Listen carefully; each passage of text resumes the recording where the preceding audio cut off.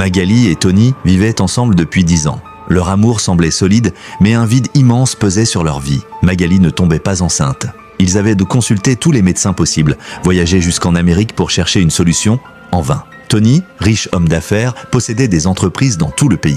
Mais Magali, elle, vivait dans la peur. Et s'il me quittait pour une autre femme? Cette idée la hantait jour et nuit. Un soir, désespérée, elle confia ses craintes à sa meilleure amie, Clarisse. Celle-ci lui murmura « Il existe un féticheur puissant, mais ce qu'il donne, il le reprend toujours. » Magali, prête à tout, accepta. Elles prirent la route vers un village reculé, loin de la ville. Le féticheur vivait dans une hutte enfumée, tapissée de crânes d'animaux et de bougies noires. Clarisse parla pour Magali.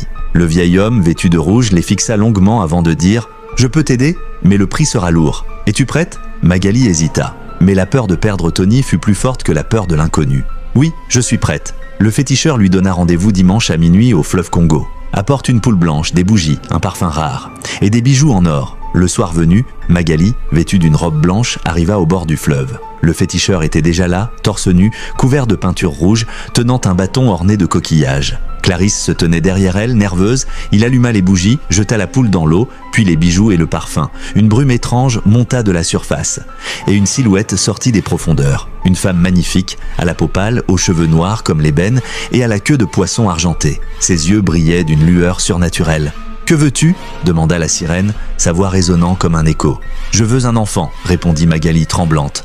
La sirène sourit. « Je t'accorderai ce que tu veux, mais ta fille m'appartiendra. À ses 18 ans, elle devra me rejoindre dans les eaux. » Magali, aveuglée par son désir, accepta. La sirène disparut dans un tourbillon et le féticheur remit à Magali une crème étrange. « Enduis ton corps chaque soir, surtout ton ventre. » Un mois plus tard, Magali tomba enceinte. Tony, fou de joie, organisa de grandes fêtes. 9 mois après, elle donna naissance à une fillette d'une beauté irréelle.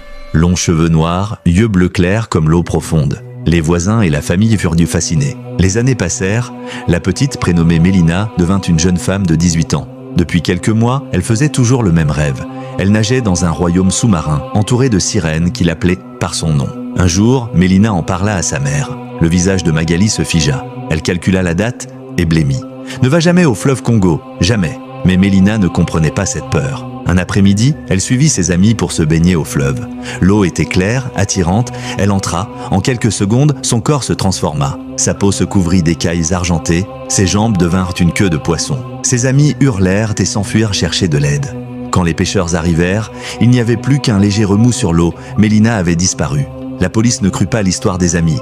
Mais quand elles racontèrent tout à Magali, celle-ci s'effondra en larmes. Elle avoua tout à Tony, le féticheur, la sirène, le pacte. Furieux, Tony voulut retrouver le féticheur, mais il était déjà mort depuis longtemps. Dans un dernier espoir, ils allèrent de voir un pasteur. L'homme de Dieu secoua la tête. « Votre fille est retournée dans sa vraie famille. Il n'y a plus rien à faire. » Depuis ce jour, chaque soir, Magali marche seule au bord du fleuve, déposant des fleurs sur l'eau, espérant apercevoir un jour sa fille.